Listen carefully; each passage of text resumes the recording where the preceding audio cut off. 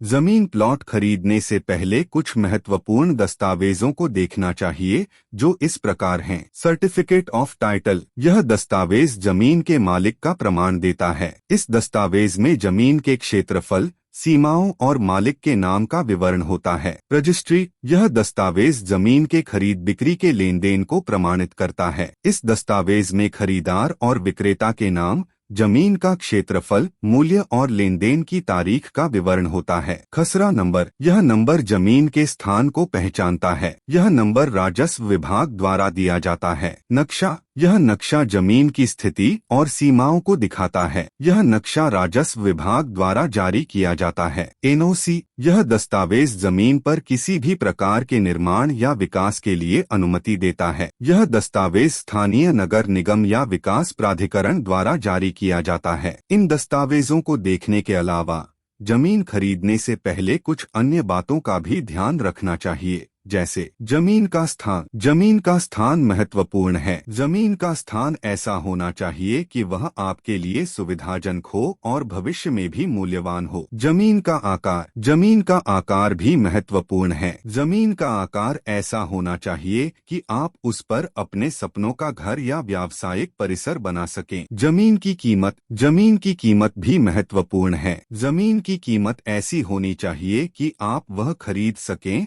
और भविष्य में भी उसका लाभ उठा सकें। जमीन खरीदने से पहले इन सभी बातों का ध्यान रखना चाहिए ताकि आप एक अच्छी और लाभदायक संपत्ति खरीद सकें।